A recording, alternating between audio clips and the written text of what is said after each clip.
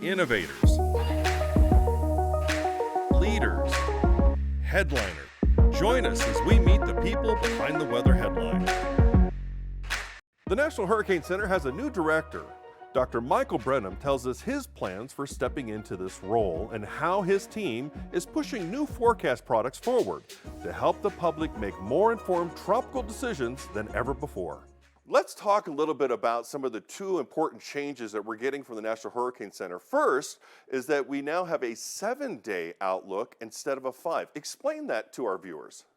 Sure. Yeah, we issue a product called the Tropical Weather Outlook every 6 hours during actually starting May 15th all the way through the end of November. And it's sort of our day-to-day situational awareness product. It shows everybody the systems that NHC is looking at that could go on and become a tropical depression or tropical storm. And this year we're extending the period covered by that outlook from 5 days, which it's been for many years now, out to 7 days. So we're giving folks additional heads up, additional lead time. Not every system is going to be in the outlook for 7 days. There are still some systems that form that are not provided as much notice, and some of those can actually form pretty close to land. But for systems that we're more confident in, that 7-day outlook will allow us to give people a little more awareness of something that could go on and develop. What kind of development did it take to change from 5 to 7 days? I mean, it sounds like it's a simple thing, but I bet you it was not that simple for you folks at the Hurricane Center. Yeah, well, it's actually something we've been testing for several years now. We generally try to do those types of tests in-house experimentally and see how our forecasts do for a while before we go public with a new service or extend something out into the future. When you get out to 5, 7 days, you're really relying on the model output and our assessment of how the favorable or unfavorable the environment might be for tropical cyclones to go on and develop. So we've seen lots of improvements in modeling over the last several years in terms of being able to predict tropical cyclone formation, and that's what's allowed us to push those out. Another thing that's different this year is the storm surge forecast, and this is something else that's been in the works for quite a few years. We implemented a new version of NOAA's storm surge model earlier this spring, and it does a couple of things. It allows us to push the real-time storm surge forecast information out to about 72 hours in advance of the event. We've been pushing out from 48 to 60 and now to 72 hours. So that's 3 days in advance of an event. It gives people more real-time information about the risk from storm surge because that's a time frame in which a lot of decisions are being made in terms of evacuations, other preparedness information. The other change with P-Surge this year is it allows us to run a real-time forecast for two hurricanes at the same time. So if we had a storm threatening the Gulf Coast and a different storm threatening the East Coast or Puerto Rico and the Virgin Islands, we'll be able to run the real-time storm surge modeling for both storms. Let's talk a little bit about your journey from coming in to working at the National Hurricane Center, coming all the way up to now being the director.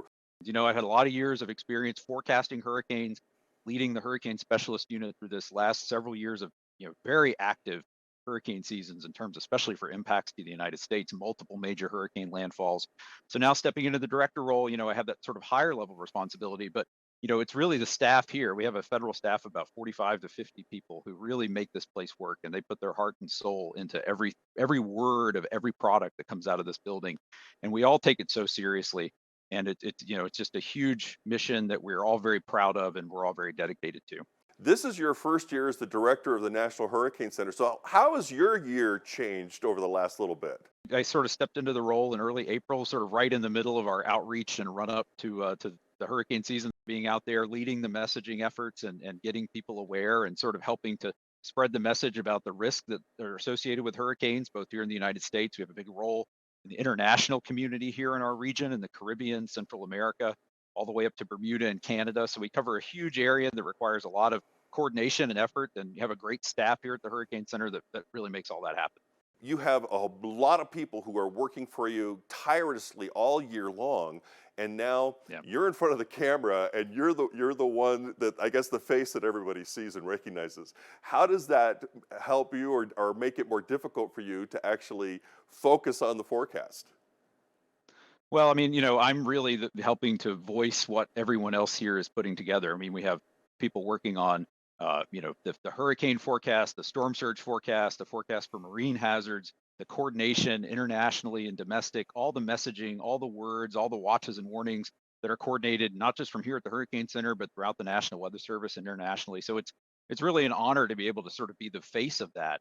And my role is not just leading the office, but effectively communicating that information, and that we're communicating to people about the hazards. That's what I really want to focus on. Is it's the hazards, especially the water hazards, the storm surge, the flooding, rainfall, that are responsible for most of the fatalities that we see in the United States. One of the greatest concerns that I have when we're trying to communicate these forecasts and to our viewers across the nation is complacency from a lot of our viewers until something is on their doorstep. What would you suggest to folks to help kind of overcome that without also not going too far to kind of overhyping storms? How do we get that middle ground that we can really get people to make better decisions early on? Yeah, I mean, I think it starts with, you got to make every sure that everybody knows their risk. I mean, you can see pictures. We have lots of visual evidence of the impacts that tropical storms and hurricanes have had in this country in the last several years. You can go back to what happened in Southwest Florida and Ian last year, Ida, Laura, Michael, Florence, Harvey, Irma, Maria. I mean, there's just a litany of storms that have produced widespread impacts. And we also have the problem of people moving to hurricane prone areas from areas where they don't have hurricanes. They might not even know what the risk is. But you have to assess your risk. You have to do it every year. Know if you live in that storm surge evacuation zone, so you'll know that you might have to leave your home. Have that plan in place ahead of the storm, because you don't want to be figuring it out in the 2 or 3 days as a storm's approaching you. That's going to be hectic enough and stressful enough without having to figure out your plan. And think about your friends and neighbors and loved ones. Who's going to need additional help getting ready for the storm, evacuating? How are they going to get where they're going to go? You want to have all those plans in place now. Dr. Brennan, we appreciate the time that you've taken with us today. We wish you all the luck in your new position as the head of the National Hurricane Center. And I imagine we'll be talking to you throughout the season, hopefully not too much, simply because we hope that we don't have that many storms. But as we know, it's always a good idea to be prepared. Again, thank you for joining us.